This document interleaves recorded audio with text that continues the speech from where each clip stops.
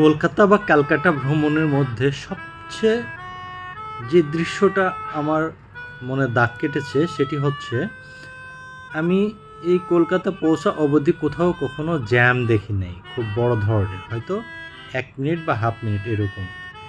এর কারণ এখানে প্রত্যেকটা গাড়ি তাদের নিয়ম মেনে চলে। আমি সামনে দেখাচ্ছি, দেখেন ঠিক এই জায়গাটা সিগন্যাল পাওয়ার সাথে সাথে একেবারে সবগুলো গাড়ি স্টপ, এবং এই সিগন্যালটা যে বেশিক্ষণ থাকবে না তা না। সামনে দেখেন একদম স্টপ, কোনো গাড়ি যাবে না।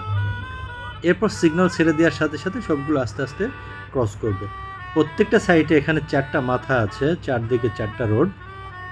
প্রত্যেকটা জায়গায় যদি এরকম নিয়ম শৃঙ্খলা মেনে চলা হয় তাহলে যানজটের সম্ভাবনা খুবই কম। এর উপর আছে আবার ফ্লাইওভার।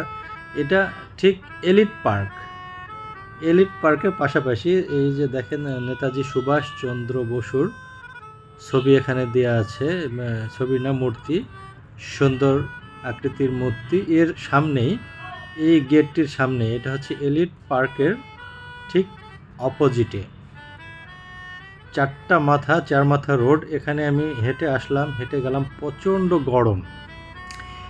এমনকি জেব্রা ক্রসিং আছে, দেখেন কত সুন্দরভাবে তারা সিগন্যালের অপেক্ষা করতেছে। জেব্রা ক্রসিং দিয়েও পর্যন্ত ক্রস করতেছে না, যখন সিগন্যাল পাবে ঠিক সেই মুহূর্তে জেব্রা ক্রসিং পার হয়ে ওপারে যাবে।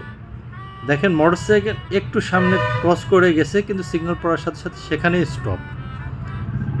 কোথাও কোনো যানজট লক্ষ্য করা যাচ্ছে না। দেখেন আমি এত দূর রাস্তা যে এসেছি, ঢাকা যেতে কত জায়গায় জ্যাম পড়ে যায়, 1 ঘন্টা আধা ঘন্টা জ্যামে থাকতে হয়। যদিও এখন ঢাকা অনেক উন্নত হচ্ছে এবং নিয়ম শৃঙ্খলা মানতেছে, এখন লাস্ট পরিস্থিতি আমার জানা নাই, কিন্তু কলকাতাতে গত এই 2 দিনে আমার যে অভিজ্ঞতাটা হলো, রাস্তাটা এই হাইওয়ে রোডগুলোতে জ্যাম হয় না, প্রত্যেকটা জায়গায় নিয়ন্ত্রিত।